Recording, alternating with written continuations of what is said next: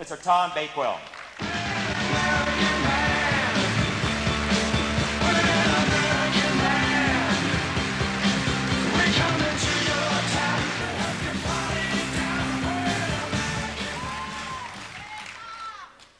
Well, how about next time I do the 10Q and we let Randy come up here, okay?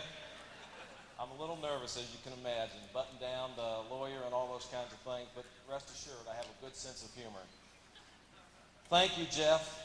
Now, most of you know that very weak joke that says, I'm with the IRS and I'm here to help you. Well, I'm not with the SEC, i.e. Securities Exchange Commission, but I think you will like the case study that I've prepared on prepaid legal and the SEC, a bit of your real live history.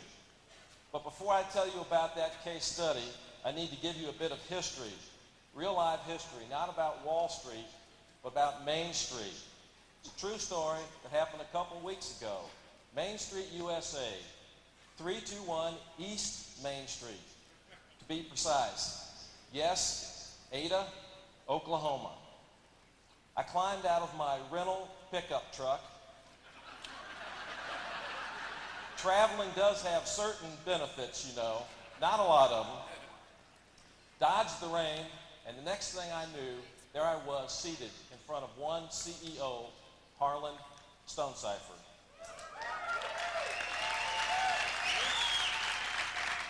I was pretty sure that was a great honor, but let me tell you, after what I saw last night at the director's banquet, I know that that was a double honor. We had a great conversation. I noted all the awards. We chatted a bit, and I did one of my bad habits. I fixed my eyes on the bookcase. I always look for the bookcase, especially when I'm visiting a CEO. More on that bookcase later. Next was an impressive tour from top to bottom of your corporate headquarters, and then lunch with top management. I saw a company where the people were all business, but with a fun spirit.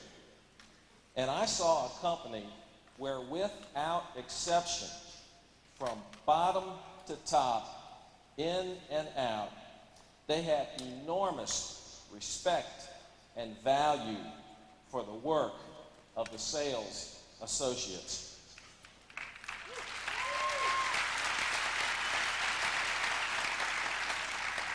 Now, you don't need me to tell you that you have a great company.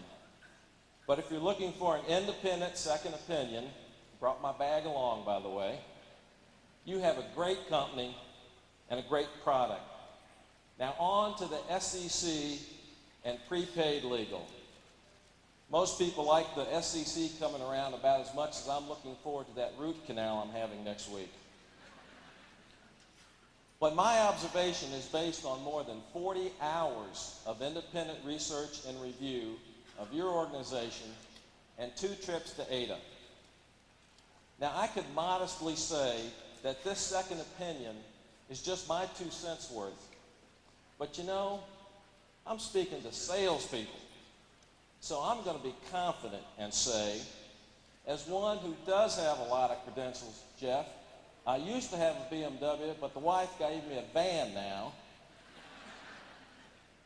And as one who did spend 4 years as the general counsel and top financial analyst for a healthcare company with over $4 billion in revenues, a serious piece of change, this is what I found out about prepaid legal and the SEC. And oh, by the way, that healthcare company I worked for, it was run by a very humble, quiet order of nuns. But they were so tough and so tight that they were respectfully known on Wall Street as the daughters of currency. They didn't like it. Now, this case study is titled Prepaid Legal Services, the SEC Comes Calling. And I'll share just a few sentences from the case study just to pique your interest. And here we go. Stonecipher and Harp could not believe their eyes. they had in front of them an informal inquiry letter from the SEC suggesting that prepaid legal's accounting for advanced commissions, something you know something about and have an interest in, did not conform to generally accepted accounting principles. They were frankly incredulous. They had always had clean audits. They had always had unqualified opinions. They had a bluest of blue chip accounting firm, and they were still getting this letter. And all those things I just ticked off are good things. But Stonecipher reminisced for only a few minutes because he knew regulatory matters. Most every state that he does business in, that you do business in, every year requires frequent regulatory approval. And he knew that when the SEC came knocking, you had to take it, excuse my expression, as serious as a heart attack. And the SEC was knocking. Stonecipher asked Randy Hart to swing into action and pull together a top team to study this issue from top to bottom and report back to him, the CEO, and the board of directors. Well, the case study goes on to deal with all the twists and turns, the ins and outs, the ups and downs of the CEO and the management team and the board trying to comply with or challenge the SEC. Of course, we know now from history that ultimately Prepaid Legal acted decisively after reasonable appeal efforts and changed its accounting to SEC specifications. Now, Mr. Stonecipher has been preaching for more than 25 years in many ways that the current model of law practice does not work. Forgive me. And he's right, because in many ways it has become a bureaucratic model.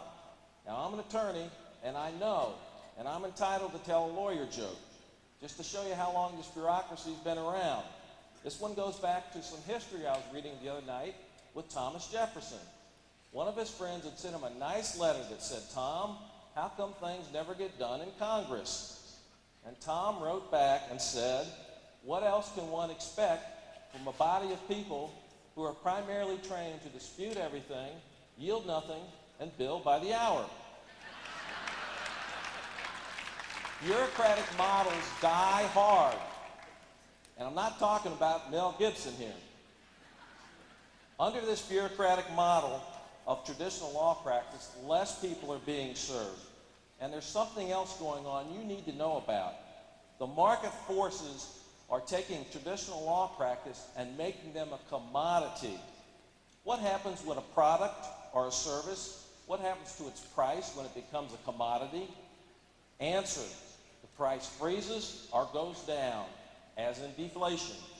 That's a bad thing, even for lawyers. And here's my point about you and your work and prepaid. What's the best way to deal with commodity pricing? Answer: packaging, packaging, packaging.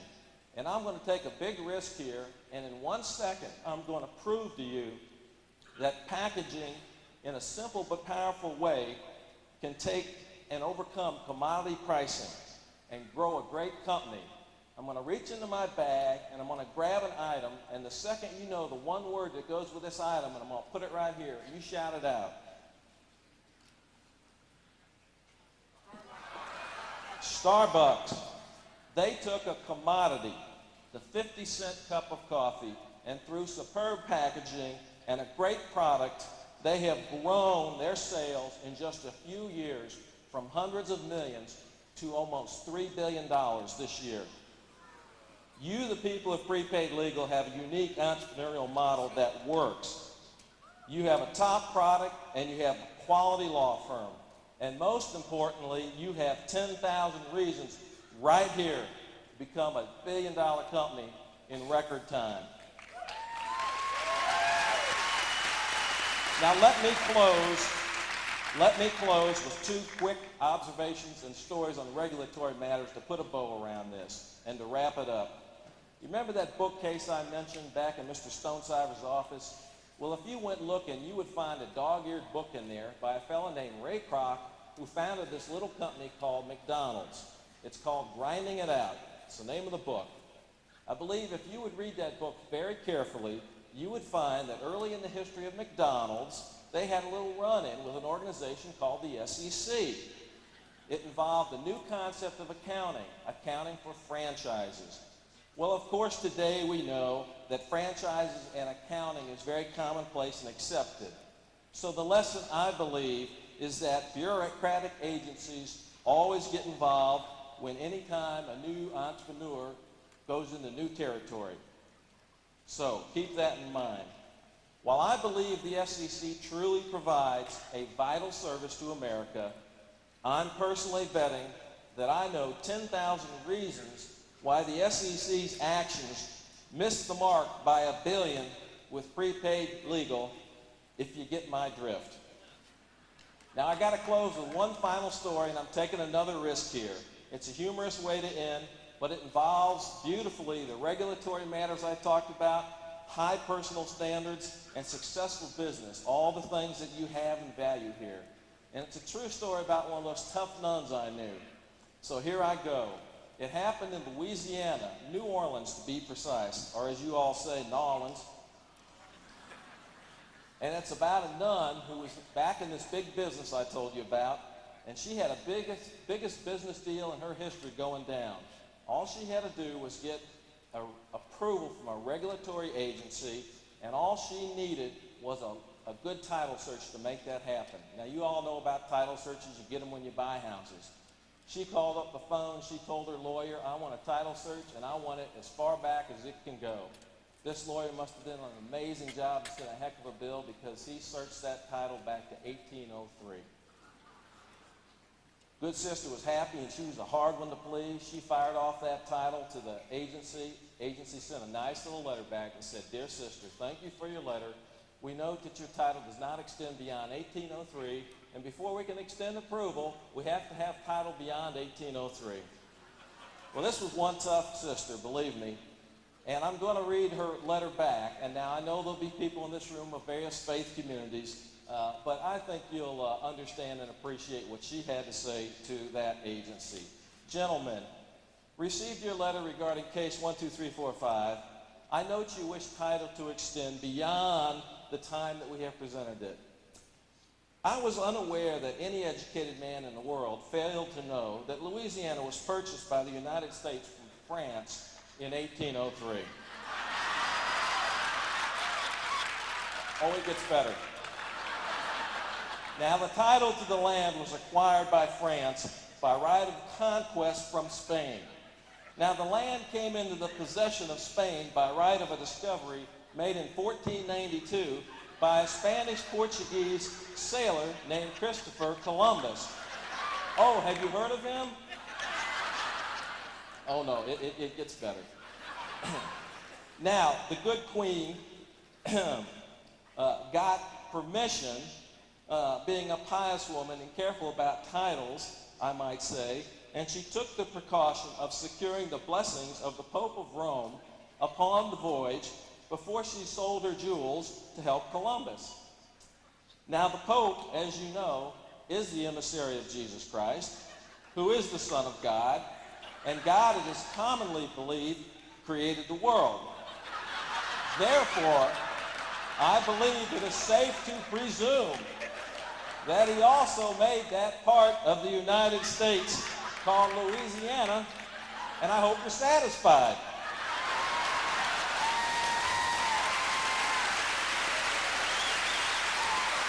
I didn't write the letter, but I knew this tough one. She got her loan even without prepaid legal, and I hope I have the privilege of being invited back to write a case study in just a few years about the $1 billion mark. Thank you.